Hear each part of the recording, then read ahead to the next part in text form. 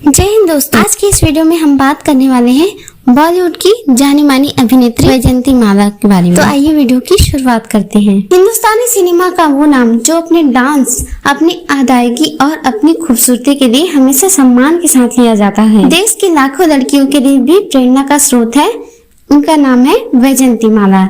दक्षिण भारत की वैजयंती ने देश और दुनिया में अपने टैलेंट का डंका बजा दिया था। वैजयंती का जन्म अगस्त 1936 को चेन्नई में रहने वाले एक अयंगर ब्राह्मण परिवार में हुआ था।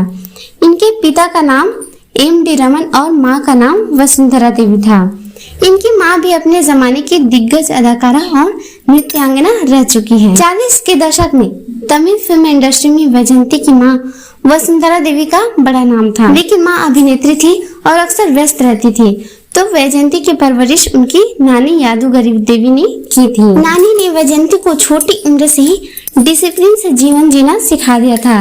नानी चाहती थी कि वैजयंती को अच्छी तरह से नृत्य सिखाया जाए।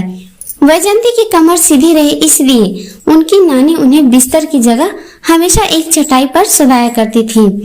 छोटी उम्र से ही वैजयंती की नृत्य शिक्षा शुरू कर दी गई थी। स्कूली पढ़ाई के साथ साथ वैजयंती भरतनाट्यम की भी शिक्षा ली। वैजयंती महज 4 साल की थी जब साल 1940 में अपने माता पिता के साथ ये इटली की राजधानी रोम गई और वहां सर्वोच्च ईसाई धर्म गुरु पोप के सामने उन्होंने भरतनाट्यम की एक प्रस्तुति दी।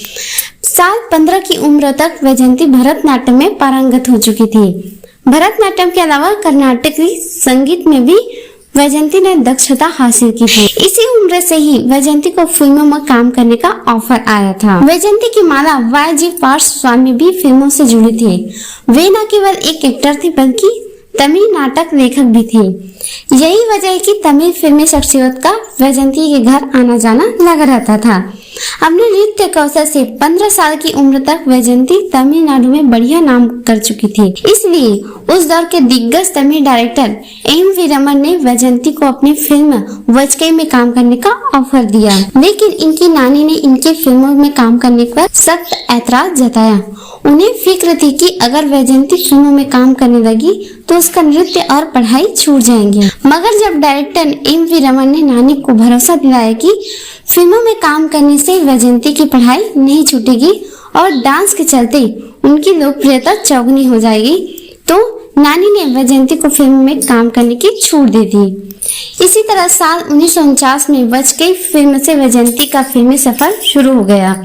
अगले साल यानी 1950 में वैजयंती ने जीवितहार नाम की एक तेलुगु फिल्म में काम किया और फिर साल 1951 में आई वो फिल्म जिसने वैजयंती माला को हिंदी सिनेमा में एक जबरदस्त और मजबूत शुरुआत दिला दी।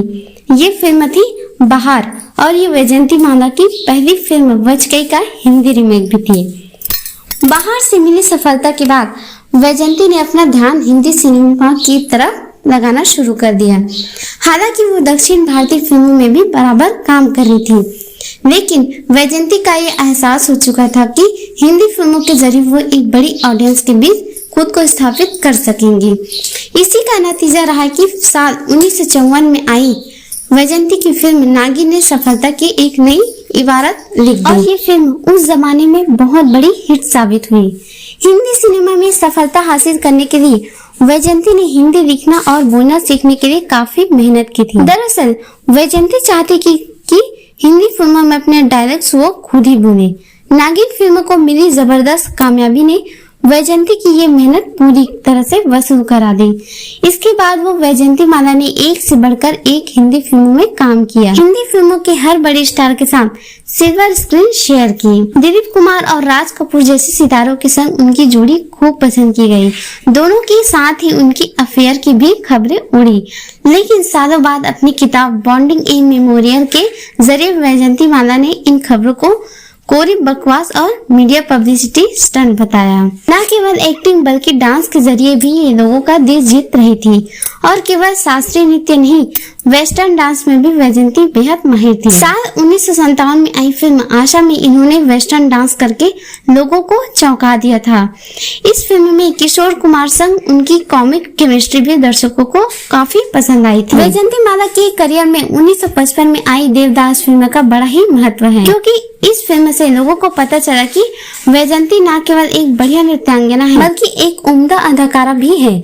इस फिल्म में दिलीप कुमार संग देवदास बने थे और वैजयंती माला ने चंद्रमुखी का किरदार निभाया था। चंद्रमुखी के किरदार को खूबसूरती से जीने के लिए वैजयंती माला को film fair best supporting actress का अवार्ड भी दिया गया था, लेकिन वैजयंती ने यह कहकर वो अवार्ड ठुकरा दिया कि देवदास की जिंदगी में चंद्रमुखी की बड़ी अहमियत है, वो कोई और सपोर्टिंग किरदार नहीं है, मैं बेस्ट एक्ट्रेस के अवार्ड को ही स्वीकार करूंगी। उस साल देवदास फिल्म में पारो का रोल करने वाली अभिनेत्री सुचित्रा सेन को बेस्ट एक्ट्रेस का किरदार दिया गया। वैजयंती को मिले अवार्ड्स की बात करें तो साल 1961 में आई फिल्म गंगा जमुना और 1968 में आई फिल्म संघर्ष के लिए उन्हें Bengali film journalist association award दिया गया था। फिल्म गंगा जमुना के लिए ही वैजयंती को फिल्म फेयर अवार्ड भी मिला था। इसके अलावा साधना और संगम के लिए भी वैजयंती माला ने फिल्म फेयर अवार्ड अपने नाम किए थे। साल 1996 में फिल्म फेयर ने ही वैजयंती को लाइफ टाइम अचीवमेंट अवार्ड भी दिया गया था। साल 1982 में वैजयंती को संगीत नाटक अकादमी अवार्ड भी दिया गया था।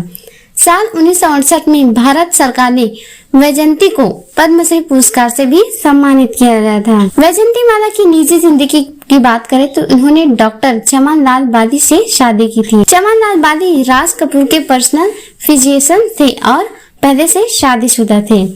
पहली शादी से उनके 3 बेटे भी थे। वैजयंती माला और चमन चाल की मुलाकात का किस्सा भी बड़ा दिलचस्प है। एक दफा वैजयंती कश्मीर में डल झील पर किसी फिल्म की शूटिंग कर रही थी।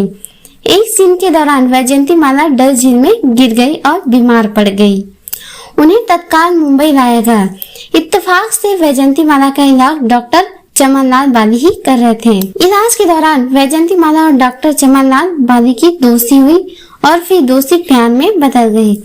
डॉक्टर चमन लाल ने अपनी पहली पत्नी को तलाक दे दिया और फिर वैजयंती माला व डॉक्टर चमन लाल बाली ने शादी कर ली। इस तरह वैजयंती माला बन गई वैजयंती माला बाली। वैजयंती माला का एक बेटा भी है जिसका नाम है सुचित्रा बाली और वो भी एक एक्टर है।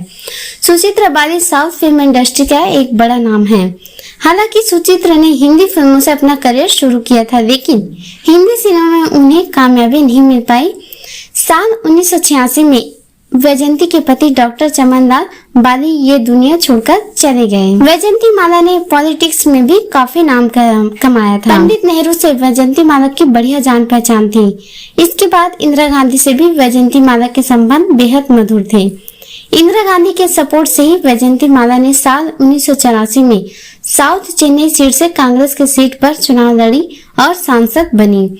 1979 में एक बार फिर वैजयंती माला इसी सीट से सांसद बन गई। साल 1993 में कांग्रेस ने वैजयंती माला को राज्यसभा भेजा, लेकिन 1999 में वैजयंती माला का कांग्रेस से मोह भंग हो गया और उन्होंने कांग्रेस से इस्तीफा देकर भाजपा की सदस्य ले ली। इन दिनों बड़ी उम्र के चलते वैजयंती माला ने खुद को पॉलिटिक्स से दूर कर दिया था। वैजयंती माला की उम्र अब 85 साल हो चुकी है। उम्र की इस पड़ाव पर आकर उन्होंने खुद को सोशल लाइफ से पूरी तरह दूर कर दिया है। वैजयंती की इकलौते बेटी सुचित्रा ने शादी कर ली है और वो खुद भी एक बेटी के पिता बन चुके हैं। तो दोस्तों ये वैजयंती माला की बायोग्राफी। मिलेंगे नेक्स्ट वीडियो में, तब तक के लिए जय हिंद।